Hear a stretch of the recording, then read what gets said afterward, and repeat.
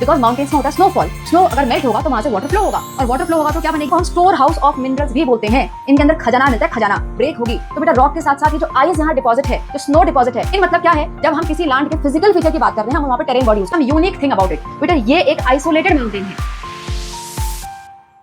Hello dear students, welcome to Concept Corridor, a path that will lead you to the world of knowledge, and I am your mentor Yogita Dhami. So today we are here going to cover the one shot of chapter 3rd for class 6 social science, that is landforms and life. And here we are going to talk about the different kinds of land, different shapes of land that we can see on the earth, and that you have already studied. कहीं ना कहीं पहले आपने सुना हुआ है. So this is going to be a smooth journey for you. ठीक है?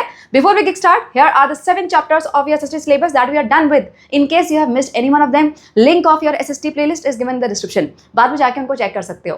And if you want notes of all these chapters, join my Telegram channel. वहाँ पर I keep on sharing these PPTs on regular basis and you can access them free of cost. ठीक है? Now, what are you supposed to do? Subscribe to the channel, like this video, and if you feel this is worth watching, share it among your friends also. ठीक है, चलो now let's get started with the chapter here. But the chapter is starting with some beautiful lines taken from Atharva Veda, one of India's ancient text. और यहाँ पे जो lines है वो actual में है भूमि सूक्ता. भूमि मतलब अर्थ और सूक्ता का मतलब होता है hymn, basically prayers you can say. ठीक है, so a prayer for our mother earth. Free from the burden of human beings, may the earth with many heights, slopes, great plains, bearing plants, endowed with varied power, spread out for us, show us her riches. The earth is my mother and I am her child. Such beautiful lines. लेकिन इनका मतलब क्या है बेटा? First line पे ध्यान दो. Free from the burden of human beings. कौन से बर्डन की बात हो रही है बेटा? हम यहाँ बात कर रहे हैं उन एक्शंस की जिससे हम अर्थ को हार्म कर रहे हैं. Got it? So if earth will be free from those burdens, those actions of human beings, may the earth with many heights. Heights का मतलब जहाँ पर भी अर्थ में हाइट्स होती है उसको हम यूजुअली क्या बोलते हैं? Mountains. So those mountains, slope, great plains, bearing plants, endowed with varied powers. बेटा अर्थ के पास कितनी सारी पावर हैं. It is giving us life, right? It is giving us water, it is giving us so many plants, it is giving us food. So with those all powers spread out for us and show us her riches. उसके बाद में भी जो अर्थ है वो अपनी true beauty हमको दिखाएगी, राइट? और आजकल बेटा जो अर्थ है वो ट्रू ब्यूटी के अलावा हमको बहुत सारे जो नेचुरल डिजास्टर है वो भी दिखा रही है, राइट? कितने सारी नेचुरल कैलेमिटीज आ रही हैं. क्यों आ रही हैं? All because of these burdens of human beings, all because of those actions of human beings. Clear? So अगर वो नहीं होंगे then the mother earth will show her natural beauty to all of us, because earth is my mother and I am her child. So we all are her child. Clear? So with beautiful lines, let's get started and find out the big questions, the big mysteries we are going to unfold here. Question number 1. What are the major type of landforms and their significance to life and culture? बेटा हमारे आसपास कौन कौन से major landforms हैं उनको हम देखेंगे, और वहाँ पर रहने वाले लोगों पर या वहाँ के कल्चर पर उस लैंडफॉर्म्स का क्या फर्क पड़ता है, क्या असर होता है, this we have to find out. ठीक है. Next one. What are the challenges and the opportunities of the life associated with each of the landform. Clear? So these are the 2 big questions we have to find answer for. These are the simple one. आराम से आप समझ जाओगे. ठीक है, चलो start करते हैं फर्स्ट वन के साथ. What are the major type of landforms? अब टाइप बाद में पढ़ेंगे, पहले ये समझते हैं कि लैंडफॉर्म का मतलब क्या होता है. What is the meaning of landforms? बेटा लैंड और उसके ऊपर डिफरेंट फॉर्म्स, डिफरेंट शेप्स और साइज जो हमें दिखाई देते हैं. और जहाँ पर भी हम शेप्स या साइज की बात करते हैं इसका मतलब हम फिजिकल फीचर्स की बात कर रहे हैं. ठीक है, तो डेफिनेशन कैसे होगी?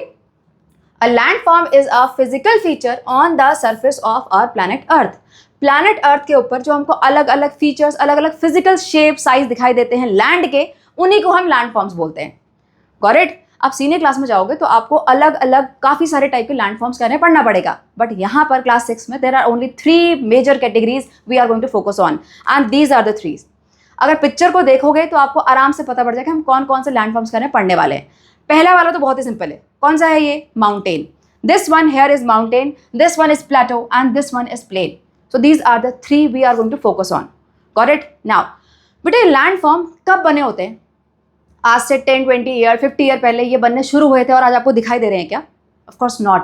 बेटा लैंडफॉर्म जो ये हमें दिख रहे हैं आज, इनको बनने में मिलियंस ऑफ ईयर्स लगते हैं, मिलियंस ऑफ ईयर्स. ठीक है, तो ये आजकल की बात नहीं है, ये मिलियंस ईयर्स पुरानी बात है जो हम पढ़ रहे हैं यहाँ पर. ठीक है, देखो. So landform takes a shape over millions of years and they have the significant connection with the environment and the life. बेटा किसी भी लैंडफॉर्म में आप चले जाओ तो वहाँ का आपको एक पर्टिकुलर एनवायरनमेंट दिखाई देगा. यहाँ का एनवायरमेंट और यहाँ के एनवायरमेंट में बहुत फर्क होगा कि नहीं? अगर आप माउंटेन और प्लेन को कंपैरिजन करोगे तो again you will find a drastic variation in the environment there, got it? और उसी के हिसाब से जो लोग वहाँ रहते हैं उनका लाइफस्टाइल भी अलग अलग होता है, isn't it? So that all we have to focus here in this chapter, got it? चलो, moving ahead, this picture taken from your NCERT, the beautiful way to represent all these three landforms in one picture. बेटा ध्यान से देखो, ये पीछे वाले ये सारे क्या दिख रहे हैं? माउंटेन्स। अगर माउंटेन्स को भी ध्यान से देखो तो ये दो आपको अलग पीक दिख रही है। क्या अलग है इनमें? यहाँ पर स्नो दिखाई दे रहा है पीक्स में, right? So such mountains are called snow capped mountain. ऐसे माउंटेन में जो स्नो है कभी मेल्ट ही नहीं होती, इतना एक्सट्रीम कोल्ड होता है कि स्नो मेल्ट ही नहीं हो पाती है, ठीक है? So these two are snow capped mountain. और बाकी माउंटेन इनका क्या? यहाँ पर भी विंटर्स तो होता है, बहुत कोल्ड वेदर होता है तो स्नोफॉल होता है यहाँ पर, लेकिन समर्स में यूजुअली स्नो जो है मेल्ट हो जाता है। अब अगर स्नो मेल्ट होगा तो किस में कन्वर्ट होगा? वाटर में। और वाटर की प्रॉपर्टी कैसी होती है? वो फ्लो करता है, राइट? अब फ्लो करके कहाँ जाएगा बेटा? फ्लो करके नीचे आएगा, कहाँ? रिवर्स में, करेक्ट? सो जो भी ये स्नो इन माउंटेन्स का होता है वो मेल्ट होके रिवर्स को फीड करता है, understood? Okay, now come to the this left side. ये कैसा दिख रहा है? ये भी थोड़ा ग्राउंड से उठा हुआ सरफेस है, राइट? बट इसमें पीक नहीं है यहाँ की तरह, माउंटेन की जैसी पीक नहीं है, लेकिन सरफेस से उठा हुआ है। This is plateau, clear? और ये तो पता ही पड़ रहा है प्लेन्स है, और प्लेन्स में क्या दिख रही है आपको? रिवर्स दिख रही हैं। बस यही चीज़ें आपको डिटेल में आगे जाके समझनी है, क्लियर? चलो स्टार्ट करते हैं माउंटेन्स के साथ। So what are mountains? बेटा माउंटेन्स का फिजिकल फीचर यानी शेप की बात करो तो कैसा होता है? Those landforms that are much higher than the surrounding landscape. जो भी आपके सराउंडिंग में लैंडस्केप होगा उससे वो थोड़े ऊंचे उठे होते हैं, राइट? उनको देखने के लिए हमेशा आपको गर्दन ऊपर करनी पड़ती है ना? So they are higher than the surrounding landscape, clear? अब उनका शेप कैसा होता है? उनका शेप होता है broad at the base, steep slope and narrow summit. एक ट्राइंगल को ध्यान में रख लो तो समथिंग लाइक दैट। देखो ट्राइंगल का ब्रॉड बेस होता है, स्टीप ये स्लोप जो है स्टीप होते हैं, और ये टिप वो होता है नैरो होता है, सो narrow summit, clear? Now different mountains have different altitudes. Now what is the meaning of this word altitude? ये important है बेटा एग्जाम पॉइंट ऑफ व्यू से। What is the meaning of altitude? बेटा altitude का मतलब है height of any object above the sea level. This word sea level is very important in the definition. उसके बिना altitude definition complete नहीं है, ठीक है? तो all over the world एक standard marking है कि भाई sea level is the base level. हम ऐसा मानते हैं कि sea level से नीचे कोई दूसरा level नहीं है। ऐसा क्यों मानते हैं? क्योंकि वहां पर सारी रिवर्स का पानी जाके रुक जाता है ना। सो ओशन का पानी क्या होता है? वहां पे रुका होता है, स्टेगनेंट होता है, उससे नीचे वाटर नहीं जा सकता। अब डेप्थ है वो अलग बात है, बट उसके सरफेस की बात कर रहे हैं, ठीक है? So surface of the sea that is the sea level, got it? तो जो भी कोई ऑब्जेक्ट है सी लेवल से ऊपर, तो हम बोलेंगे वो उसका एल्टीट्यूड है। और ये किसी भी ऑब्जेक्ट के लिए यूज हो सकता है, ये सिर्फ माउंटेन के लिए यूज नहीं होता। फॉर एग्जाम्पल मान लो एक प्लेन उड़ रहा है 33,000 की फीट की हाइट पे, तो हम क्या बोलेंगे? The altitude of that aeroplane is 33,000 feet above the sea level, right? So the plane is flying above the sea level at the height of 33,000 feet. Similarly for the birds also, got it? तो यहाँ पर हम जो mountains हैं उनको altitude में represent करते हैं, यानी कि सी लेवल से किसी माउंटेन की कितनी हाइट है, क्लियर? नाउ अब बेटा एल्टीट्यूड की डेफिनेशन देख लो एक बार पहले। The height of an object above the sea level, understood? Now अब बेटा depending on altitude we are having different kind of mountains. First one here is the snow capped mountain. ये मैंने आपको भी समझाया था, स्नो केप्ड माउंटेन ये वाले जिनकी पीक्स में हमेशा बर्फ रहती है, ठीक है? अब इनका एल्टीट्यूड ज्यादा है कि कम है बाकी कंपैरिजन में? ज़्यादा है of course, right? So these are the snow capped mountain, they are having high altitudes where snow never melts. Easy? What about the another one? बेटा यहाँ पर भी आपको ये दिख रहे हैं, ये the first one, this is the first one, this is the second one, इनको हम सेकंड मान सकते हैं। और एक ये भी तो है, ये वाला, this is the third one, right? तो फर्स्ट वाला हो गया स्नो केप्ड, हाईएस्ट एल्टीट्यूड इनका है। इसके बाद सेकंड वाले पे आ जाओ, the mountains at lower altitude where snow melts and feeds the river. यहाँ पे स्नोफॉल होता है, वो मेल्ट हो जाता है, फिर वही पानी रिवर में जाता है, यानी basically that is the source of water for the river, the main source of water, clear? Now coming to third one, at lower height, at these lower heights highlands with less steep slope and rounded tops, these are known as hills. But ये जो third वाले हैं ये लो altitude पे हैं first of all. इसके बाद इनमें पीक्स नहीं है. ये जो ऐसे शार्प पीक दिख रही है यहाँ पर, ऐसी पीक्स नहीं दिख रही है आपको यहाँ पर, isn't it? यहाँ पर स्लोप भी कम होता है और ऐसे वाले हाईलैंड्स को बोला जाता है hills. So what are these? These are the hills. Hill station गए होगे कभी ना कभी, तो वो हिल स्टेशन यहीं पे आते थर्ड वाले में. अंडरस्टूड? चलो आगे चलते हैं. नाउ बेटा some important mountains and mountain range. इसके आगे हम देखेंगे यहाँ पर 6 डिफरेंट टाइप ऑफ माउंटेन्स और उनकी माउंटेन रेंज भी आपको समझनी है. अब now what is mountain and what is mountain range. बेटा माउंटेन कभी भी यूजुअली ऐसे सिंगल नहीं होता. आप जाओगे और आपके सामने एक माउंटेन खड़ा है, उसके बाद 1 किलोमीटर में जाके दूसरा माउंटेन खड़ा है, ऐसा नहीं होता. माउंटेन हमेशा कंटिन्यूटी में होते हैं, राइट? सो किसी भी माउंटेन की माउंटेन रेंज होती है, यानी वो कौन सी रेंज का हिस्सा है. ठीक है. So here the first mountain we are going to study is the highest in the world. कौन सा है वो? Mount Everest. Got it? So Mount Everest है कहाँ पर ये? दिस इज बिटवीन तिब्बत जो कि चाइना में है एंड नेपाल. तो तिब्बत और नेपाल के बॉर्डर में बिल्कुल ये क्या है? Mount Everest. ठीक है. अब मैंने क्या बताया, इसके आगे हमको 6 डिफरेंट माउंटेन्स के बारे में पढ़ना है. सबकी हाइट आपको याद नहीं करनी है नंबर वाइज, लेकिन इसकी याद होनी चाहिए.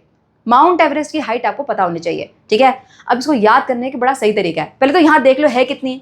8,848. 8,848 मीटर. ठीक है. अब मैं इसको याद करने का तरीका क्या बता रही हूँ? 88,488. 88,488. बोलोगे मैम ये तो 4 लेटर में था, आपने 5 लेटर कर दिया.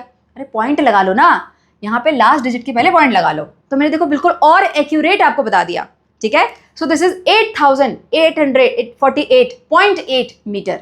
This is the height of Mount Everest. कभी नहीं बोलोगे 88,488. Got it? और लास्ट के आगे पॉइंट पक्का लगा लेना. फटाफट इतना लिख के आगे बोलोगे मैम ने बताया था 88,488. पॉइंट लगाना है लास्ट वाले डिजिट से पहले. This is the height of Mount Everest. Clear? Coming next, this is Kanchenjunga. क्या नाम है इसका? कंचनजुंगा. बेटा कंचनगंजा नहीं है, कंचनजुंगा है. ठीक है. कहाँ पर है ये? ये है Nepal and the Indian state Sikkim. Nepal और सिक्किम जो कि इंडिया में है उसके बीच में है ये. ठीक है. And this is the third highest peak in this world. Correct? कितना है इसका हाइट? 8,586 मीटर. ये देखो 8,800 में ये था, ये है 8,500. अब बोलोगे मैम यहाँ पर सेकंड हाईएस्ट क्यों नहीं दिया, थर्ड हाईएस्ट क्यों दे रखा है? बेटा एक्चुअल में ये दोनों जो हैं मींस माउंट एवरेस्ट और कंचनजुंगा, ये दोनों के दोनों सेम रेंज में आते हैं, हिमालयन रेंज में. जो सेकंड पीक है, सेकंड हाईएस्ट पीक, उसका नाम है K2. That is in Karakoram range. उसका रेंज अलग है. ठीक है. So this one Mount Everest and Kanchenjunga they both lie in the, they are both a part of Himalayan range. Clear? Moving ahead. Now next is Mount Aconcagua. What is the name? Mount Aconcagua. This is in South America. The highest peak कितनी है? यहाँ की highest peak कितनी है? हमारे आसपास भी नहीं है. 6,961 metre. 6,961 metre. That is of Andes, the longest mountain range. अच्छा यहाँ पे एक चीज़ मिस हो गई बेटा, ये जो एंडीज है that is the longest mountain range. यानी ये जो एंडीज की रेंज है पूरी माउंटेन्स की, दैट इज अप्रॉक्सीमेटली 7,000 किलोमीटर्स. इतने लंबे स्ट्रेच में ये फैला हुआ है एंडीज. और उसमें जो हाईएस्ट है वो कौन सी है? Aconcagua. ठीक है. अब हिमालयन रेंज वो कैसी रेंज है बेटा? That is the highest range. Andes जो है वो लॉन्गेस्ट रेंज है, जो हिमालयन रेंज है वो हाईएस्ट रेंज है. ज़्यादातर जो हाइट वाली पीक्स हैं वो आपको हिमालयन रेंज में मिलती हैं. क्लियर? ये पता होना चाहिए. चलो नेक्स्ट देखते हैं. नेक्स्ट आ गए माउंट किलिमंजारो. क्या नाम है? Mount Kilimanjaro. अब ये है टॉलेस्ट माउंटेन इन अफ्रीका. ये अफ्रीका का टॉलेस्ट माउंटेन है. ठीक है. हाइट देखो कितनी है? 5,895 metre. Now some unique thing about it. बेटा ये एक आइसोलेटेड माउंटेन है, ये किसी माउंटेन रेंज का हिस्सा नहीं है. मैंने अभी शुरू में क्या बताया था कि जो ज़्यादातर माउंटेन्स होते हैं वो माउंटेन रेंज का हिस्सा होते हैं, बट ये थोड़ा एक्सेप्शन है. ठीक है. तो ये अपने आप में इसलिए इंपॉर्टेंट हो जाता है. So it is not the part of any mountain range, actually it is the isolated volcanic mountain. ये कैसा माउंटेन है? Volcanic mountain. यहाँ वोल्केनिक इरप्शन ज़्यादा होते हैं. Clear? So this Mount Kilimanjaro is the highest in the, या tallest बोल लो, tallest in the Africa. Clear? चलो moving ahead, now the fifth one, Mount Blanc. क्या नाम है इसका? Mount Blanc in western Europe. It is the highest mountain of the Alps range. जो Alps range है यूरोप में, उसकी ये हाईएस्ट जो है पीक है। Clear? And the last one is Anamudi. Anamundi नहीं है, एनामुडी, ठीक है। Anamudi, this is in Kerala, हमारे इंडिया में है। इसको हम आनी पीक भी बोलते हैं, वैसे वहां के लोग अन्नी पीक बोलते हैं। क्लियर? सो आनी peak, and this is the highest mountain in south India. और इसकी हाइट कितनी है बेटा? इसकी हाइट है 2695। 2695। अब देखो कहीं पर है जो 8848, उसको भी हम हाईएस्ट बोल रहे हैं, लेकिन वो हाईएस्ट इन द वर्ल्ड है। ये वाली जो है हाईएस्ट इन साउथ इंडिया है। अब आई क्लियर? अच्छा, इसके आगे बेटा देखो, ये बड़ा ब्यूटीफुल सा ग्राफ दिया हुआ है जहां पर 6 माउंटेन जो हमने अभी डिस्कस करे उन सबको एक साथ दिया हुआ है। चलो फटाफट जल्दी बताओ मुझे, फर्स्ट वाला कौन सा है? ये वाला सबसे हाईएस्ट पीक वाला कौन सा होगा? Obviously mount Everest. So this is here mount Everest. ये कौन सा होगा? ये है आपका कंचनजुंगा, नहीं है, कंचनजुंगा। दिस वन, ये कौन सा होगा? This is Aconcagua. उसके बाद नेक्स्ट कौन सा आ गया आपका? Kilimanjaro, right? So this one is Kilimanjaro. उसके बाद नेक्स्ट कौन सा था? Mount Blanc. So here this one, this is Mount Blanc. I hope you can see that. दिख रहा है? दिख रहा होगा शायद। चलो, एंड ये आ गया आपका कौन सा? Anamudi. Anamudi. So these are the 6 range we have just discussed. इनमें से कौन सा वाला किसी भी रेंज का पार्ट नहीं है? जल्दी से टाइम स्टैम्प के साथ पॉज करो और अभी मुझे बताओ, याद हुआ कि नहीं हुआ? Which one is not the part of any mountain range? Time stamp के साथ बताना है, ठीक है। And which one is highest, ये भी बताना चाहिए। Mount Everest along with its actual कितना मीटर है, ठीक है, एक्चुअल वैल्यू। चलो moving ahead, now here don't miss it out. बेटा माउंटेन रेंज की हाइट हम देख रहे थे, हमने कितनी हाईएस्ट जो पीक है अपने अपने एरिया की, उनके बारे में डिस्कस किया। अब these highest peak has been accessed by the people. हमारे लिए अगर हम डिटर्मिनेशन पे आ जाए बेटा, अगर ह्यूमन सोच ले कुछ करना है तो उसके लिए कोई भी चीज़ बड़ी नहीं होती फिर, राइट? तो माउंट एवरेस्ट जो कि हाईएस्ट पीक है, वहाँ पर भी लोग चढ़े हुए हैं। The famous one Bachendri Pal, ये नाम पक्का आपको पहले से पता होगा, राइट? कौन है ये? She is one of the women from India, started climbing mountains from a very young age and led many women also in this expedition. She was the first Indian woman to climb Mount Everest in 1984. 1984 में इन्होंने mount Everest पे चढ़ाई चढ़ी थी। And for that she got Padma Shri in the same year, means 1984 में, और इनको 2019 में पद्म भूषण मिला था। क्लियर? नेक्स्ट आ जाओ बेटा, अरुणिमा सिन्हा। इनके बारे में क्या खास है? Actually she lost her leg in an accident at very young age, at the age of 22 only. लेकिन बछेंद्री पाल जो ये है, जो फर्स्ट वुमेन थी जिन्होंने माउंट एवरेस्ट क्लाइंब किया था, उनके एनकरेजमेंट से और उनकी हेल्प से she manage to climb Mount Everest in 2013 with one leg.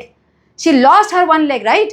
तो with one leg only she climbed this Mount Everest. That is called determination. और उसके बाद ये रुकी नहीं, ऐसा नहीं कि सिर्फ माउंट एवरेस्ट पे चढ़ी और रुक गई। उसके बाद she went on and climb the highest peak of every continent. Her continent की हाईएस्ट पीक पे जाके चढ़ चुकी हैं ये। सो including mount विंशन in Antarctica also, and for that she was awarded Padmashri in 2015। Clear? So human determination this is called, correct? चलो moving ahead. ना बेटा जो माउंटेन्स हमने अभी देखे, इनके माउंटेन रेंजेस हमने डिस्कस करी। Now are all these mountain ranges same? Actually we can differentiate these mountains on the basis of their age. अब कितनी एज? बेटा यहाँ पर हम इनकी एज की बात कर रहे हैं मिलियंस ऑन बिलियंस ईयर्स में, ठीक है? ये जो हिमालयन रेंज हमने पढ़ी थी, that is the youngest mountain range in the world. और जबकि ये कितने साल पुरानी है? ये भी मिलियंस ऑफ ईयर्स अगो वाली ही है, लेकिन तब भी ये यंगेस्ट है। एक्चुअली बाकी जो माउंटेन रेंज है कई सारे तो बिलियंस ऑफ ईयर पुरानी भी है, ठीक है? अब ये मिलियंस या बिलियंस ईयर पुरानी से क्या फर्क पड़ता है? एक्चुअल में जो यंग माउंटेन्स होते हैं वहां पर हमेशा आपको टॉल एंड शार्प पीक्स मिलेंगे। वहां के पीक्स कैसी होंगे? बिल्कुल शार्प वाली होंगी। वहां पे जो माउंटेन्स होंगे बड़े हाई एल्टीट्यूड वाले होंगे, और है भी। देखो हिमालयन रेंज में आपको जो highest peak in the world वो मिल रही है, थर्ड हाईएस्ट पीक मिल रही है, राइट? तो that's why the Himalayan range is the highest range also, ये मैंने आपको बताया था, गॉट इट? सो जो यंग माउंटेन्स होते हैं वहां पर हमेशा टॉल एंड शार्प पीक्स मिलेंगे आपको, this is the first property. Next, some mountains of the world like Himalayas are still growing in the height. जो ये यंग माउंटेन्स होते हैं बेटा, इनकी हाइट अभी भी बढ़ रही है, they are still rising. Yes, अब कितना? It is very very minute, ये हमको ऐसे सिग्निफिकेंटली पता नहीं पड़ता इतनी जल्दी, ठीक है? 100 ईयर्स के बाद जाके कुछ हमको थोड़ा सिग्निफिकेंस पता पड़ेगा कितना ज़्यादा, कितना हाइट बढ़ी है, got it? But yes, they are increasing. Now what about old mountains? जो ओल्ड माउंटेन्स होते हैं वहाँ पर they are having, the hills are usually shorter, ये देखो शॉर्ट वाले हैं, and they are more rounded tops, they are having more rounded tops. यहाँ पर देखो बेटा पीक नहीं है. अब बताओ ये राउंड क्यों है, यहाँ पर पीक क्यों नहीं है? That is again a question. May be because of the erosion, right? बेटा ये वाली जो माउंटेन रेंज है, जो ओल्ड वाली, वो हम बिलियंस ईयर की बात कर रहे हैं, करेक्ट? अब इतने सालों से पहले तो पीक होगी, लेकिन बाद में with time due to erosion due to wind, due to heavy rain, right, may be due to the human activities, वहाँ पे जो पीक्स हैं वो इरोड हो चुकी हैं ना. इरोजन की वजह से जो टॉप है वो अब राउंड हो चुका है. Clear? So here they have more rounded tops, the peaks have been rounded by the erosion. For example Aravalli range, जो अरावली रेंज है वहाँ पे जो हिल्स है वो यूजुअली इरोजन, वो क्योंकि वो बिलियंस ऑफ ईयर पुरानी है, इसीलिए वहाँ पे जो हिल्स हैं वो यूजुअली राउंडेड मिलेंगे आपको. क्लियर? तो ये difference between the young mountain and old mountain ये आपको पता होना चाहिए. यंग माउंटेन में हमेशा आपको शार्प पीक मिलेंगी, ओल्ड माउंटेन में राउंडेड मिलेंगी. ऐसा क्यों? बिकॉज ओल्ड माउंटेन में इरोजन की वजह से शार्पनेस है वो खत्म हो चुकी होती है. ठीक है, चलो moving ahead. Now let's talk about the flora in the mountains. Flora, what is the meaning of flora? The plants which are found in any particular region or at any particular time.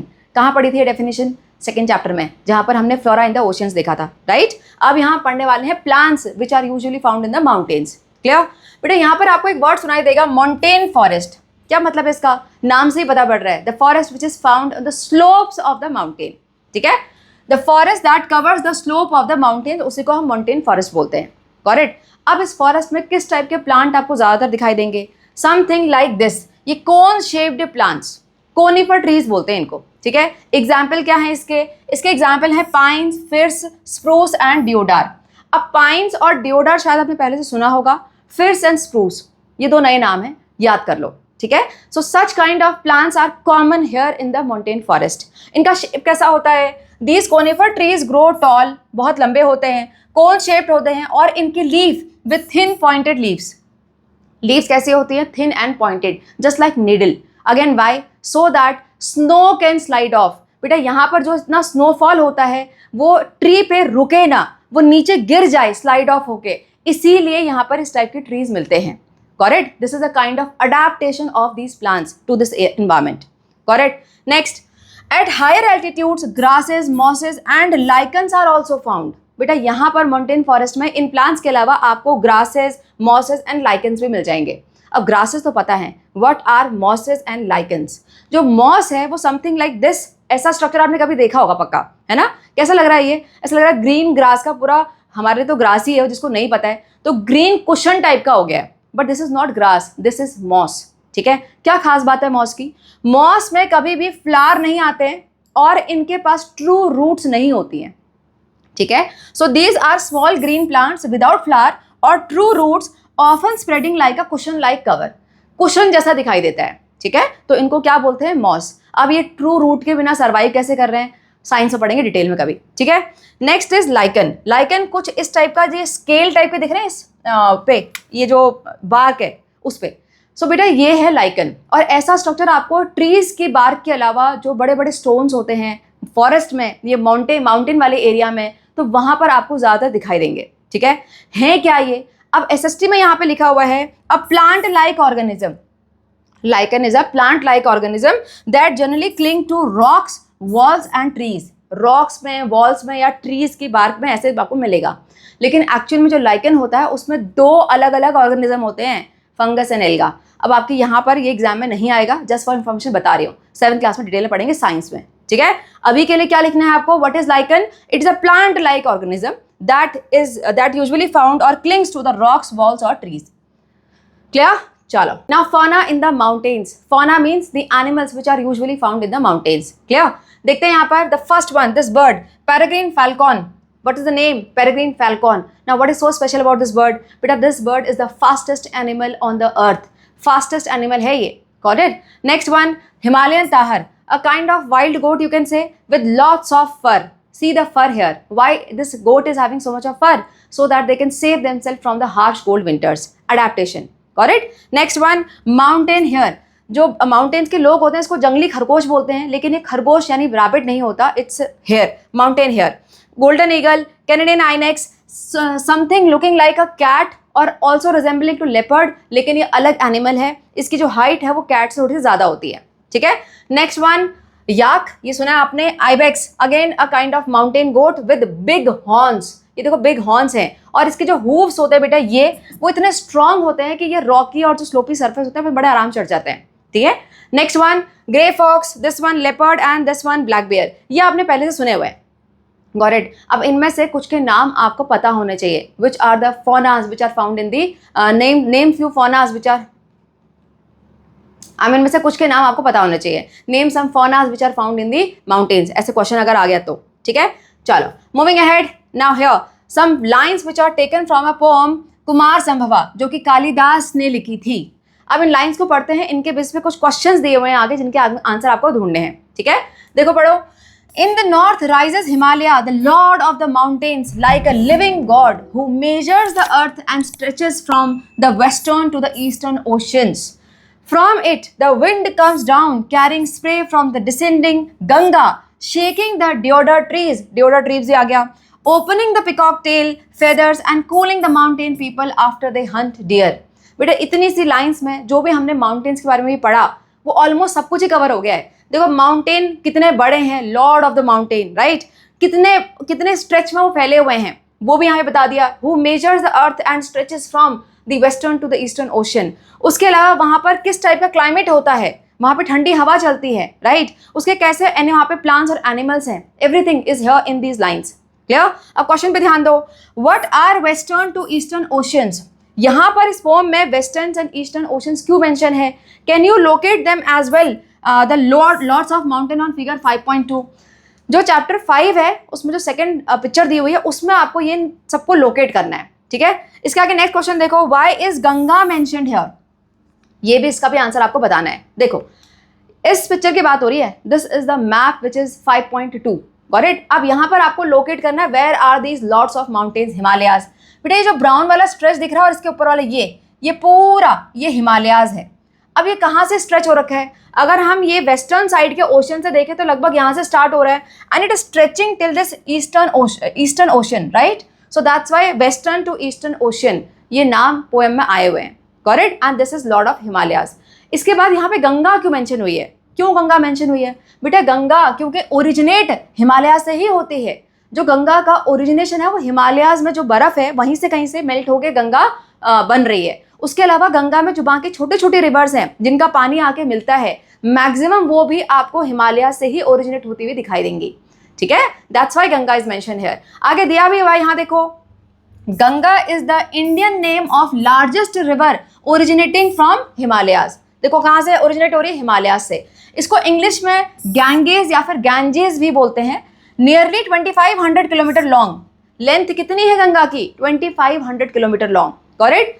This river has numerous tributaries. Now what is the meaning of tributaries. वो छोटी छोटी नदियां जिनका पानी ultimately आके गंगा में मिल जाता है उनको हम ट्रिब्यूटरीज बोलते हैं. यानी जो छोटी रिवर्स होती हैं जिनका पानी एक बड़ी रिवर में आके मिल जाता है they are the tributaries. Got it. So Ganga has numerous tributaries. Some of them like Yamuna and Ghagra. Yamuna and Ghagra also originate from Himalayas. देखो गंगा, यमुना और घाघरा कहाँ से ओरिजिनेट हो रहे हैं, हिमालय से. लेकिन यहाँ पे एक एक्सेप्शन है. देखो सोन, जो सोन रिवर है जो कि अगेन ट्रिब्यूटरी है गंगा की, वो हिमालय से ओरिजिनेट नहीं होती बेटा. वो ओरिजिनेट हो रही है विंध्या रेंज जो कि साउथ में है गंगा प्लेन के. जहाँ गंगा बह रही है उसके नीचे जो सदर्न साइड है वहाँ पर जो विंध्या रेंज है वहाँ से ये सोन रिवर प्रोड्यूस होती है, ओरिजिनेट होती है और उसका पानी आगे गंगा में मिलता है. क्लियर. चलो moving ahead, now let's talk about the life in the mountains. बेटा माउंटेन्स में जो लोग रहते हैं उनका कैसा लाइफस्टाइल होता है ये हमको यहाँ पर देखना है, ठीक है। स्टार्ट करते हैं फर्स्ट वन के साथ। बेटा दैट इज फार्मिंग। इंडिया में जो मैक्सिमम लोग हैं उनका ऑक्यूपेशन क्या होता है? फार्मिंग। तो यहाँ पर भी फार्मिंग होती है लेकिन थोड़ी अलग तरीके से। यहाँ पर जो आपको फील्ड, खेत दिखाई देंगे वो कुछ इस टाइप से दिखाई देते हैं, like a step, isn't it? ऐसे स्टेयर्स की स्टेप होते हैं वैसे कुछ दिखाई दे रहे हैं। इनको बोला जाता है हिंदी में सीढ़ी नुमा खेत, और यहाँ पर क्या बोलते हैं इसको? टेरेस फार्मिंग, ठीक है। अब ऐसा बनाने की ज़रूरत क्यों पड़ी? बिकॉज बेटा जो माउंटेन है वहाँ की सरफेस कैसी होती है? रॉकी होती है, स्लोपी होती है। अगर वहाँ पे कोई मान लो प्लांट्स आप ग्रो कर रहे हो, उसको वाटर दोगे तो वाटर तो सारा फ्लो होकर नीचे गिर जाएगा, इजंट इट? तो उस वाटर को रोकने के लिए लोग यहाँ क्या करते हैं, जो स्लोप होता है उसको कट करके इस टाइप से स्टेयर्स, फ्लैट सरफेस बना रहे हैं, है ना। छोटा सा फ्लैट एरिया, फिर नेक्स्ट फ्लैट एरिया, इस तरीके से। इससे क्या हो रहा है, यहाँ पर जो वाटर डाला गया है इरिगेशन के लिए, देखो वो रुका हुआ है प्रॉपर, वो फ्लो नहीं हो रहा। Got it? And this is terrace farming. देखो यहाँ पर mountains generally have rugged and rough terrain, steep slopes. Cultivation is practiced by cutting steps into the slope and this is called terrace farming. Simple. Next, यहाँ पे कुछ words है बेटा, जैसे कि terrain. What is the meaning of terrain? Terrain is a piece or a stretch of land from the point of view of its physical feature. एक particular land का, छोटे से स्ट्रेच ऑफ लैंड का physical feature कैसा है, हम उसके हिसाब से उसको बोलते हैं टेरेन। यहाँ का टेरेन ऐसा है, ठीक है। सो टेरेन मतलब क्या है? जब हम किसी लैंड के फिजिकल फीचर की बात कर रहे हैं हम वहाँ पे टेरेन वर्ड यूज करते हैं। Got it? उसके अलावा आपने माउंटेन के साथ एक वर्ड सुना होगा, वैली। माउंटेन्स एंड वैली बोलते हैं ना। What is valley? बेटा वैली क्या है? अ lower area between the hills और द माउंटेन्स। मान लो माउंटेन्स की ये पूरी रेंज जा रही है, यस, तो ये माउंटेन्स के बीच में जो ये वाला एरिया है, गैप वाला, राइट, दिस इज वैली। और यहाँ पर हमेशा आपको एक स्ट्रीम या फिर एक रिवर पक्का दिखाई देगी। यहाँ पर हमेशा पानी फ्लो होते हुए दिखाई देगा। बताओ क्यों दिखाई देगा? बिकॉज ऊपर सब जगह क्या है? बर्फ है, इजंट इट? माउंटेन्स में कोल्ड वेदर होता है, बर्फ, स्नोफॉल होता है। वो स्नो अगर मेल्ट होगा तो पानी नीचे ही तो फ्लो होगा, नीचे फ्लो होकर यहाँ आ जाएगा। तो अल्टीमेटली यहाँ पर या तो आपको रिवर मिलेगी या तो आपको स्ट्रीम ऑफ वाटर मिलेगा, ठीक है। So valley, a lower area between hills और mountains, often with a river और a stream flowing through it. Clear? चलो मूविंग हेड। नाउ बेटा फार्मिंग के अलावा यहाँ के लोग और क्या करते हैं? यहाँ के लोगों का दूसरा ऑक्यूपेशन हो सकता है हर्डिंग। इसको क्या बोलते हैं? जो लाइफ स्टॉक को पालते हैं, यानी भेड़ बकरी पालन, है ना। देखो in many mountains regions in the world herding is preferred occupation over the agriculture. बेटा एग्रीकल्चर में देखो कितनी मेहनत करनी पड़ रही है। पहले तो उस पूरे पहाड़ को काट के सीढ़ी बनाओ आप, उसके बाद फिर वहाँ फार्मिंग करो। ऊपर से वहाँ की जो लैंड है वो इतनी फर्टाइल नहीं होती, रॉकी है, इतने सारे पत्थर होते हैं वहाँ पर, isn't it? So farming is not easy in the mountains, बहुत मेहनत का काम है। तो वहाँ के लोग फार्मिंग से ज़्यादा हर्डिंग पे रिलाई करते हैं। Got it? दैट इज भेड़ बकरी पालन। नेक्स्ट, इसके अलावा और क्या हो सकता है? The main thing is tourism. बेटा जो जितने भी माउंटेन एरियाज होते हैं वहाँ पे कोई ना कोई आपको पक्का हिल स्टेशन दिखेगा जहाँ पे हम लोग घूमने जाते हैं, है ना। Every year lots of people visit there. So tourism becomes one of the main occupation specially nowadays for these mountain peoples, ठीक है। देखो one of the important source of income for the people living in the mountains.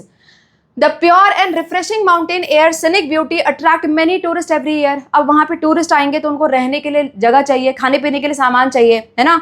Everything is getting the occupation for these people in the mountain. उसके अलावा वहाँ पे उनको घुमाने के लिए कोई ना कोई चाहिए। Got it? आगे देखते हैं। बेटा पीपल यहाँ पर सिर्फ घूमने के लिए नहीं जाते। जो माउंटेन का एरिया है वो बड़ा अच्छा होता है माउंटेनियरिंग के लिए, है ना, पैराग्लाइडिंग के लिए, ट्रैकिंग के लिए। तो इसके लिए भी वहाँ पे लोग जाते हैं, स्पोर्ट्स के लिए, एडवेंचर एक्टिविटीज के लिए basically. So people go there for sports such as skiing, hiking, mountaineering and paragliding also. Lots of pilgrims go on pilgrimage to the sacred place. What is the meaning of sacred place? बेटा sacred place ऐसी एक जगह जहाँ हम माने कि हमारी जो डिवाइन पावर है, जिनको हम भगवान मानते हैं या गॉड मानते हैं या जो भी आप मानते हो, वो वहाँ रहते हैं। तो उस जगह को हम क्या बोलेंगे? Sacred place. Got it? जहाँ पर हमारा रिलीजियस बिलीफ हो। तो सैक्रेड प्लेस पे जाने के लिए लोग हर साल बहुत लंबी लंबी जर्नी कवर करते हैं। उस जर्नी को बोला जाता है पिलग्रिमेज। और जो लोग वो जर्नी कवर कर रहे हैं उनको बोला जाएगा पिलग्रिम्स। वो क्या हो जाते हैं? पिलग्रिम्स। अब लाइन पढ़ो दोबारा। Lots of pilgrims means lots of people go on pilgrimage, यानी वो जर्नी कवर करते हैं टू द सैक्रेड प्लेस। समझ में आ गया इतना? नाउ अब बेटा जो सैक्रेड प्लेस हम बोल रहे हैं वो मैक्सिमम कहाँ है इंडिया में? मैक्सिमम है वो माउंटेन्स में। देखो यहाँ पर mostly sacred places are located at the hill top और the high mountains.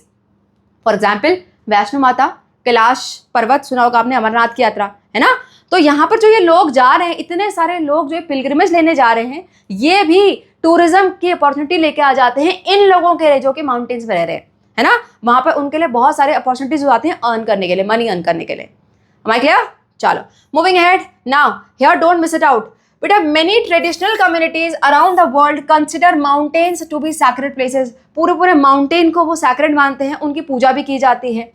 The Everest, the highest mountain in the world, has many names. बेटा यहाँ पे एवरेस्ट के कुछ नाम आपको पता पड़ेंगे, अगर आपकी टीचर ने करवाया है तो यहाँ से एमसीक्यू में क्वेश्चन आ सकता है, ठीक है। देखो तिब्बतन क्या बोलते हैं इसको बेटा, तिब्बतन इसको बोलते हैं चोमोलुंगमा। क्या बोलते हैं? चोमोलुंगमा, ठीक है। क्या मतलब है चोमोलुंगमा का? इसका मतलब है mother goddess of the world, mother goddess of the world. इसकी हाइट इतनी ज्यादा है देखो, राइट, तो उसके सिग्निफिकेंस से mother goddess of the world and worship the mountain as such. बेटा नेपाली इसको बोलते हैं सागरमथा। क्या बोलते हैं? Sagarmatha, Sagarmatha meaning goddess of the sky.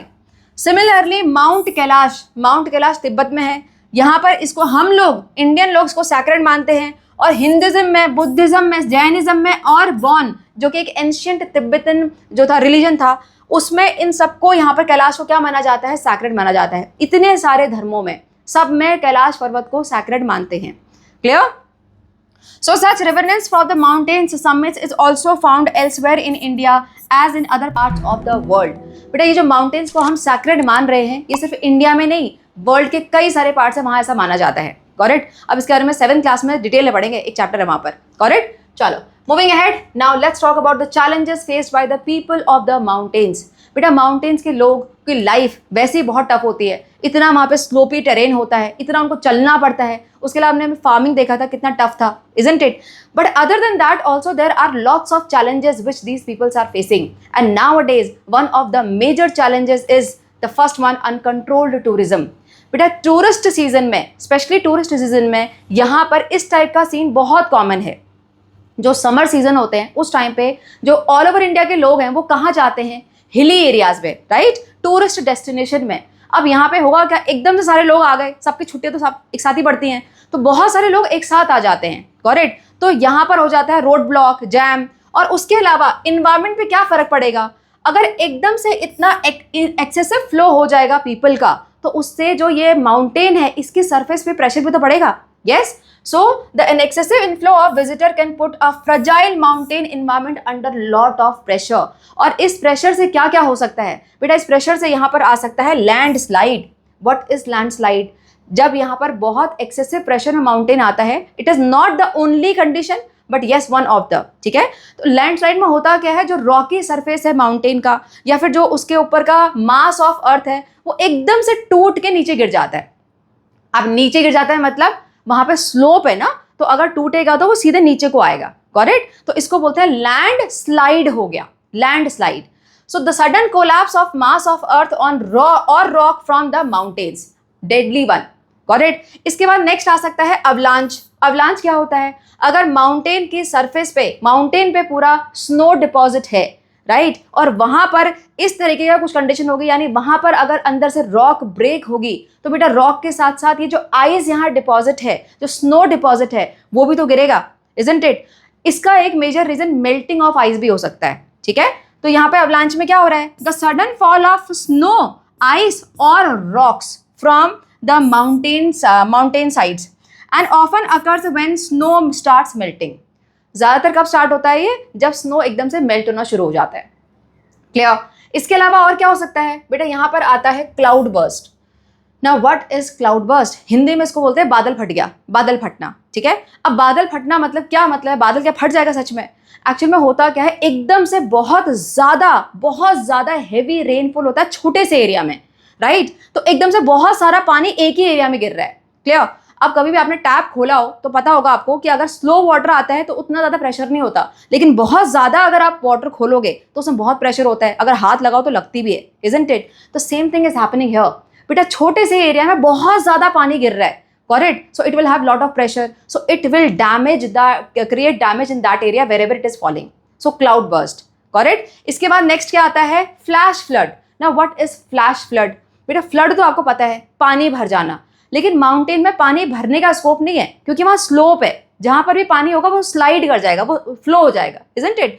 तो यहाँ फ्लैश फ्लड आता है, मीन्स अगर कहीं पर भी वाटर की क्वांटिटी बहुत ज़्यादा हो गई, like from this cloud burst, या फिर बहुत कहीं हैवी रेनफॉल हो रहा है, तो वो पानी फ्लो होके नीचे आएगा, इजंट इट? फ्लो होके नीचे कहाँ जाएगा? वैली वाले एरिया में, जहां वो डेप्थ वाला एरिया है, ऐसे वाले एरिया में, इस एरिया में, राइट? तो एकदम से ये सारा पानी एकदम से हेवी फ्लो यहां आ गया और ये फ्लो होके नीचे को जाएगा, this is called flash flood, ठीक है? यहां पर जब ये पानी एकदम से फ्लो होता है बेटा, जो भी इसके रास्ते में आते हैं, पेड़ पौधे घर, ये सबको बहा के ले जाता है, correct? So this is flash flood. इसके अलावा हेवी स्नोफॉल और कोल्ड वेदर, ये तो बहुत ही कॉमन है वहां के लोगों के लिए, चैलेंज, वहां के लोग इसको चैलेंज कंसिडर करते भी नहीं है, हम लोगों के लिए चैलेंज है, करेक्ट? चलो moving ahead, now let's talk about the plateau, the next topic of the chapter. बेटा प्लेटो कहाँ पे है? ये पिक्चर हमने इनिशियली डिस्कस करी थी, लेफ्ट साइड में ये वाला पार्ट प्लेटो है। अब ये कैसा दिख रहा है बेटा? इसको समझने के लिए ना जो आपका स्टडी टेबल है या फिर जो आपका स्कूल का टेबल है उसको कंसिडर कर लो।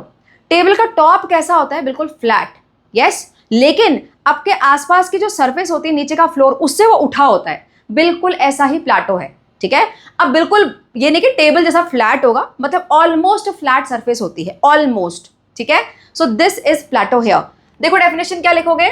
अ plateau is a landform that rises up from the surrounding land and has more or less flat surface. Some of its sides are often having steep slopes. अब देखो बेटा टेबल है, right? जो table का corner है उससे अगर नीचे देखो तो एकदम से नीचे खड़ा स्लोप दिखेगा, नहीं दिखेगा आपको, isn't it? The same thing happens here in this plateau also. यहाँ पर फ्लैट है, लेकिन जैसे ही एज पे आओगे तो देखो कितना स्टीप स्लोप दिख रहा है, इससे भी ज्यादा स्टीप है, isn't it? So they often have steep slope, और स्टीप स्लोप है क्योंकि यहाँ पर, तो यहाँ इस प्लेटो वाले एरिया में मैक्सिमम आपको वाटरफॉल दिखाई देंगे। ज्यादातर वाटरफॉल कहाँ मिलते हैं? प्लेटो वाले एरिया में मिलते हैं, ठीक है? समझते हैं आगे, देखो। Like mountains, plateau can be young और old in terms of earth history. जैसे हमने यंग माउंटेन और ओल्ड माउंटेन पढ़े थे, वैसे ही प्लेटो भी यंग और ओल्ड हो सकते हैं, ठीक है? फर्दर बेटा यहाँ पे डोंट मिस आउट में दिया हुआ है तिब्बतन प्लेटो। बेटा तिब्बतन प्लेटो जो हिमालय से नॉर्थ साइड में है, वहां पर Tibetan plateau has average altitude of 4,500 meter, which explains why it is nicknamed as the roof of the world. बेटा तिब्बतन प्लेटो को रूफ ऑफ द वर्ल्ड भी बोलते हैं। समझो इस बात को। यूजुअली प्लेटो की हाइट्स कितनी होती है? अप्रोक्सीमेटली 500 to 2,000 मीटर एल्टीट्यूड वाली, सी लेवल से, राइट? उतनी हाइट इनकी होती है। लेकिन जो तिब्बतन प्लेटो है वो उसकी हाइट कितनी है? 4,500 मीटर, करेक्ट? अब इसकी हाइट देख लो, माउंटेन के कंपैरिजन में है ऑलमोस्ट। सो इतनी हाइट पे है ये, इसलिए इसको क्या बोला जाता है? Roof of the world. Am I clear? Understood? आगे देखो, from east to west it is nearly 2,500 kilometre long. The distance from Chandigarh to Kanyakumari, जितनी डिस्टेंस चंडीगढ़ से कन्याकुमारी की होगी अप्रोक्सीमेटली उतने ही एक्सपेंस में ये फैला हुआ है। कौन सा? तिब्बतन प्लेटो। क्लियर? इसके अलावा द डेक्कन प्लेटो, कहाँ है डेक्कन प्लेटो? इंडिया में, सदर्न साइड में, right? The Deccan plateau of central and south India. अब 7th क्लास में जाओगे तो वहां फर्स्ट चैप्टर में डिटेल में पढ़ोगे डेक्कन प्लेटो के बारे में, अभी समझ लो ऐसी, ठीक है? The Deccan plateau of central and south India is one of the oldest plateau in the world, formed through the volcanic activity millions of years ago. यहाँ पे जो वोल्केनिक एक्टिविटी हुई होंगी मिलियंस ऑफ ईयर्स पहले, उनसे ये फॉर्म हुआ था, and it is one of the oldest plateau in the world, ठीक है? तो दो प्लेटो हमने यहाँ पढ़ लिए, कौन से? तिब्बतन, जिसको हम क्या बोलते हैं? रूफ ऑफ द वर्ल्ड, और डेक्कन प्लेटो जो कि हमारा सेंट्रल और साउदर्न इंडिया का पार्ट है और ये ओल्डेस्ट है। हमारे क्लियर? चलो आगे चलते हैं ना। बेटे जो प्लेटोज हैं इनको हम स्टोर हाउस ऑफ मिनरल्स भी बोलते हैं, इनके अंदर खजाना मिलता है, खजाना, सच में, ठीक है? देखो, plateaus are rich in mineral deposits, they have been called the store house of the minerals. अब पहले तो मिनरल क्या होता है? What is the meaning of mineral? बेटा मिनरल कुछ ऐसे यूजफुल सब्सटेंस होते हैं जो कि हमें अर्थ क्रस्ट से मिलते हैं, खुदाई करने पे उनकी माइनिंग करनी पड़ती है, ठीक है? जैसे कि आयरन, गोल्ड, डायमंड, कोल, ये सब, करेक्ट? तो ये सब चीजें आपको इन प्लेटोज के सरफेस के अंदर मिलती हैं, नेचुरली यहाँ पे रहती हैं वो, और उनको लोग खुदाई कर करके निकाल लेते हैं, ठीक है? देखो, mining is the major activity on the plateau. Mining is the major activity. where many of the world's largest mines are found. For example, the East African Plateau is famous for gold and diamond mining. East African plateau में देखो क्या मिल रहा है आपको, gold and diamond, मैंने बताया ना खजाना मिलता है, ठीक है।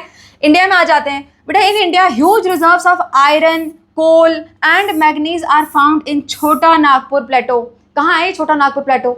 ये झारखंड में है, ठीक है। और झारखंड में बहुत सारी फैक्ट्रीज, बहुत सारी माइनिंग वाली चीज़ें आपको मिल जाएंगी वहाँ पर, ठीक है। वहाँ बहुत एक्टिविटीज़ होती हैं, correct. Now what about the cultivation? यहाँ पर कल्टिवेशन होता है क्या प्लेटोज में? बेटा many plateaus have rocky soil which makes them less fertile. उतनी फर्टाइल लैंड यहाँ पे नहीं होती है like plains, and therefore there is less favourable for farming. तो यहाँ फार्मिंग थोड़ी कम होती है कंपैरेटिवली, ठीक है। एक्सेप्शन कहाँ पर है? लेकिन कुछ तो एक्सेप्शन होते हैं ना। एक्सेप्शन क्या है? लावा प्लेटो। ऐसे प्लेटो जहाँ पर जो लावा वाला जो सॉइल है वो रिच है। लावा सॉइल मतलब black soil that is rich in nutrients. तो ऐसे प्लेटो पे यूजुअली फार्मिंग हो सकती है, अदरवाइज नहीं देखी जाती है, ठीक है। आपको ये पता होना चाहिए that plateaus are known as the store house of the mineral. और हमारे इंडिया में मेजर जो माइनिंग होती है वो कौन से प्लेटो पे होती है? छोटा नागपुर प्लेटो, ठीक है। चलो बेटा, इसके अलावा plateaus are also home to many spectacular waterfalls. Initially मैंने आपको बताया था जो वाटरफॉल्स हैं मैक्सिमम आपको प्लेटोज में मिलते हैं। माउंटेन्स भी क्यों नहीं मिल रहे? माउंटेन्स के पास तो ज़्यादा हाइट है, वहाँ मिलने चाहिए ना, लेकिन वहाँ नहीं मिल रहे। क्यों? बेटा माउंटेन्स में एक्चुअल में होता है स्लोप, तो वहाँ पे अगर वाटर होगा भी तो वो फ्लो होगा, वो फॉल नहीं होगा। फॉल होने के लिए क्या चाहिए? You need a steep slope, कि वाटर आए और सीधे नीचे गिर जाए, राइट। और ये स्टीप स्लोप आपको कहाँ मिल रहा है? प्लेटोज में मिल रहा है, clear. That's why the maximum waterfalls are here in the plateaus. अब यहाँ पर आपको कुछ वाटरफॉल के नाम दिए हुए हैं एनसीईआरटी में, वो आपको याद करने पड़ेंगे, ठीक है। The first one here is the Victoria fall on Zambezi river in South Africa, the largest in the world, ठीक है। इसके अलावा इंडिया में आ जाते हैं, Hundru fall on Subarnarekha river in Chota Nagpur प्लेटो। फिर से छोटा नागपुर प्लेटो का नाम आ गया। यहाँ पर कौन सा फॉल है? Hundru fall. Next the Jog fall, the beautiful one in Karnataka. कहाँ पर है ये शारावती रिवर पे है, ठीक है। शारावती रिवर इन वेस्टर्न घाट जो कि कर्नाटका में आता है, करेक्ट। इसके बाद Nohkalikai fall again in Cherrapunji plateau of Meghalaya, the largest in India, ठीक है। नौकालिकाई फॉल, उसकी पिक्चर भी दी हुई है, correct. Now moving ahead, now let's talk about the plains. बेटा प्लेन्स किस टाइप का लैंडफॉर्म है? ऐसा लैंडफॉर्म जो बिल्कुल फ्लैट है, वहां पर ना तो आपको हाइट वाली कोई सरफेस दिखेगी ना तो डेप्थ वाली, ठीक है। So what are plains? Plains are the landforms that have extensively flat और gently undulating surface. What is the meaning of gently undulating surface? मतलब हल्की सी वेवी सरफेस हो सकती है। उसके अलावा यहाँ पर कोई आपको ना तो लार्ज हिल मिलेंगे ना तो डीप वैलीज मिलेंगी, एक्सटेंसिवली फ्लैट सरफेस, ठीक है। अब बेटा इसकी हाइट कितनी होती है? हम हर चीज़ की हाइट देख रहे हैं ना, माउंटेन्स की हमने एल्टीट्यूड देखा, प्लेटूज का भी देखा, इसका कितना है? These are not more than 300 meters above the sea level. Above the sea level only up to 300 meter, उसको हम प्लेन कंसिडर करते हैं, ठीक है। अब बेटा ये प्लेन्स कैसे होते हैं, कैसे बने होते हैं, ये आपको समझना है। देखो how these plains are formed. अब ये प्लेन्स की जो फॉर्मेशन है उसकी जर्नी स्टार्ट होती है माउंटेन से। क्यों होती है माउंटेन से? बिकॉज माउंटेन्स में होता है स्नोफॉल। स्नो अगर मेल्ट होगा तो वहां से वाटर फ्लो होगा, और वाटर फ्लो होगा तो क्या बनेगी? River, right. तो river originating from the mountain range where they collect particles of rock, sand, silt which together known as sediments. क्या बोलते हैं इनको? सेडिमेंट्स। अब समझो इसको बेटा, रिवर अगर माउंटेन से फ्लो हो रही है तो बहुत तेजी से फ्लो होगी क्योंकि वहां स्लोप है। अगर तेजी से फ्लो होगी तो सब फोर्स होगा। इसके साथ होगा क्या? वो माउंटेन्स के सरफेस पे जो भी रॉक्स हैं, जो भी यहाँ पर पेबल्स हैं या फिर सिल्ट है, उन सबको अपने साथ बहा के लाएगी river. Yes, sediments, got it. अब जब ये रिवर जैसे ही प्लेन वाले यानी फ्लैट सरफेस पे आई माउंटेन से चलते हुए, तो उसकी स्पीड एकदम से धीरे होगी कि नहीं होगी? होगी ना। अब स्पीड अगर धीरे होगी तो ये जितने भी चीजें हैं यहाँ पे sediments, that is rock, sand and silt, ये बेटा हैवी होते हैं तो एकदम से नीचे सेटल होना शुरू कर देते हैं, करेक्ट। देखो these sediments are carried all the way to plains where the rivers deposit them and make the soil very fertile। जो रिवर्स अपने साथ ये सारे सेडिमेंट्स लेके आई माउंटेन से, वो सारे के सारे सेटल कहाँ हुए? प्लेन्स में हुए, क्योंकि वहां पे जो रिवर की स्पीड थी वो धीरे हो गई, ठीक है। अब क्योंकि यहाँ पर आपको ये सारे सेटल्ड सेडिमेंट मिल रहे हैं तो इसके वजह से जो प्लेन्स की सॉइल है वो बहुत फर्टाइल होती है, Got it? So that's why the plains are having rich this agriculture activities. देखो, as a result these plains are ideal for agriculture. यहाँ बहुत extensive agriculture activities होती हैं. Plains also support variety of flora and fauna. अब बेटा अगर आपके पास land fertile है तो वहाँ वेराइटी ऑफ प्लांट्स तो होंगे ही, सो वेराइटी ऑफ फ्लोरा. और अगर प्लांट्स बहुत सारे हैं तो फौना भी होना ही है, वहाँ बहुत सारे एनिमल्स भी होंगे. ठीक है, सो that's Y rich flora and fauna you can C in this place. Am I clear? Moving ahead. Now here, this world map which is showing few major mountain ranges, plateaus and plains. बेटा अगर इस map को ध्यान से देखो तो आपको जहां पर भी माउंटेन रेंज दिखाई देगी उसके बाद पक्का एक प्लेन वाला एरिया होगा. यहाँ देखो, ये है अलास्का वाला माउंटेन रेंज, इसके पास कौन सा है, मिसिसिपी वाला प्लेन. ये है एंडीज, इसके पास आपको मिल रहा है अमेजोन. यहाँ पर देखो हमारे इंडिया में दिस इज हिमालय, इसके पास आपको क्या मिल रहा है, पूरा का पूरा अपना गैंजेटिक प्लेन, जिसको कि हम गैंगेटिक प्लेन ही बोलते हैं इंग्लिश में.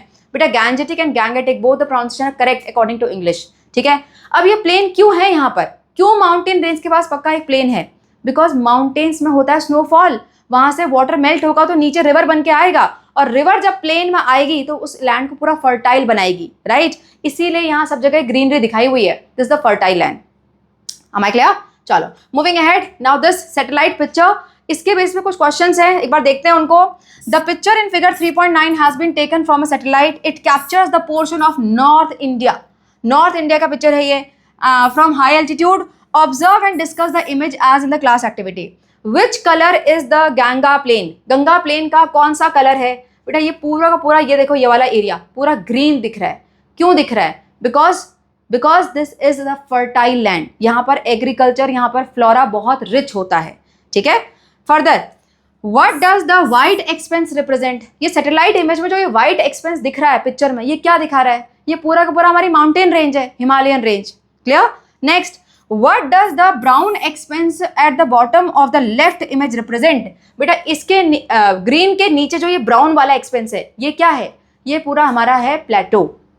ठीक है, Deccan plateau. Correct. Moving ahead. Now let's talk about the life in the plains. बेटा प्लेन वाले एरिया में जो भी लोग रहते हैं उस पर बहुत इफेक्ट पड़ता है यहाँ के फर्टाइल लैंड का और रिच सोर्स ऑफ वाटर का. ठीक है, अगर आपको इंडिया की पॉपुलेशन की बात करें तो about 40 crore of people, that is more than 1/4 of the total Indian population live in this Ganga plain. बेटा 1/4 पॉपुलेशन इंडिया की कहाँ रह रही है? ये पूरी की पूरी गंगा प्लेन में रह रही है. क्यों रह रही है? Again because of the fertile land. Fertile अगर लैंड होगा तो एग्रीकल्चर बहुत अच्छा होगा, खाना पानी मिलेगा, और जहां खाना पानी मिलेगा वहां लोग तो रहेंगे ही. ठीक है, देखो the major occupation of people in this region is fishing and agriculture. Agriculture तो समझ में आ गया. Why fishing? बिकॉज यहाँ वाटर सोर्स है, यहाँ रिवर है, दैट्स वाई. ठीक है, food crops such as rice, wheat, maize, barley and millets are grown. So basically जो हम खाते हैं मेजर क्रॉप्स वो सारी की सारी हैं. Rice, wheat, maize, what is maize? मक्का, बार्ले एंड मिलेट्स. फर्दर बेटा fibre crops such as cotton, jute and hemp are also grown.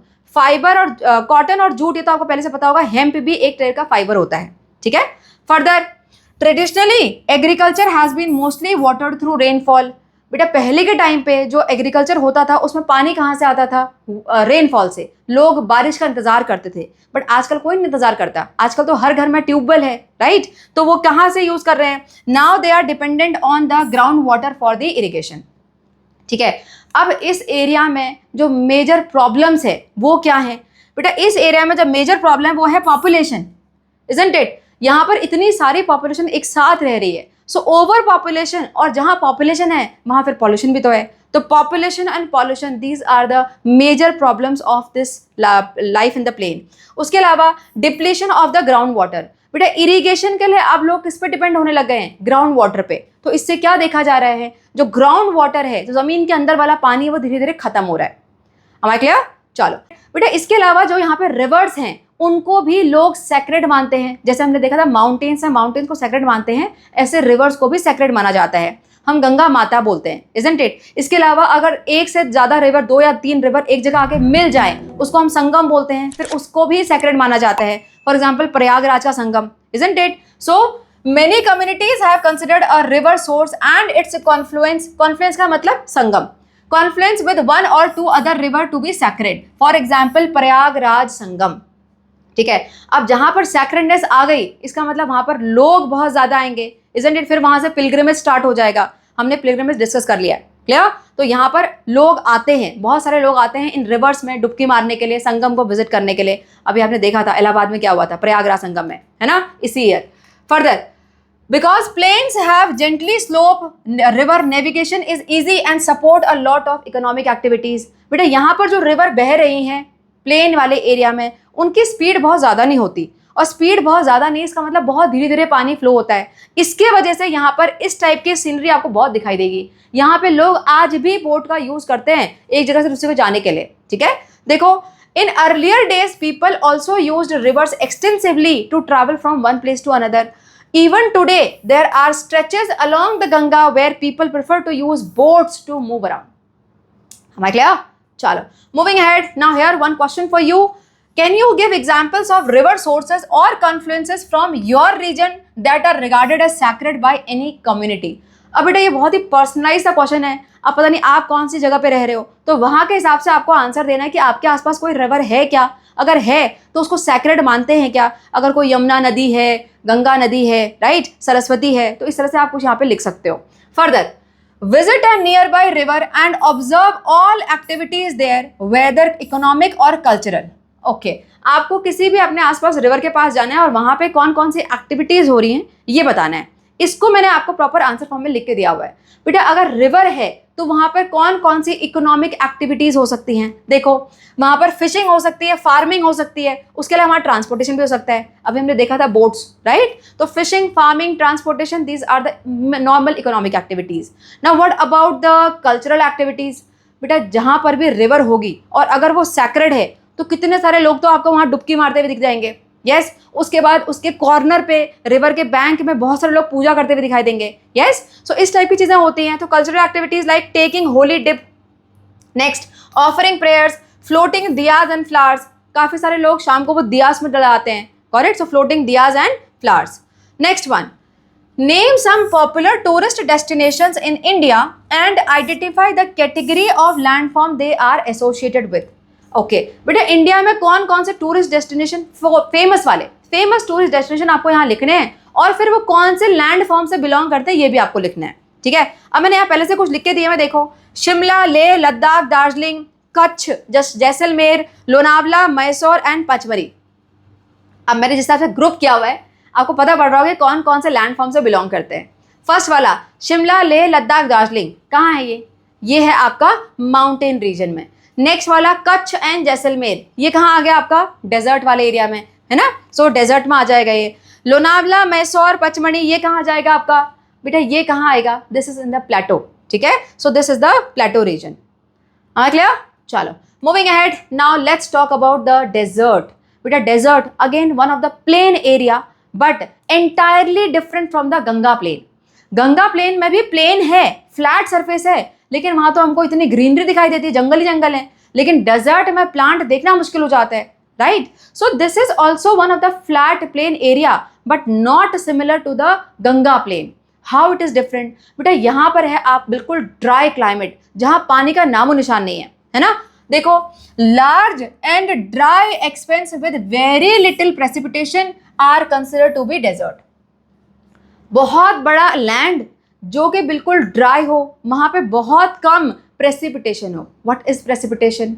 बारिश, रेनफॉल, गॉट इट। बेटा रेन जब स्काई से, क्लाउड से नीचे आती है, भले ही वो रेन वाटर की फॉर्म में आए, हेल्स की फॉर्म में आए, स्नो की फॉर्म में आए, सबको प्रेसिपिटेशन बोलते हैं, ठीक है। तो इस एरिया में बहुत कम प्रेसिपिटेशन यानी बहुत कम रेनफॉल होता है। So large and dry expanse with very little precipitation and consider to be the deserts. अब बेटा जो डेजर्ट होते हैं वो हमेशा हॉट नहीं होते।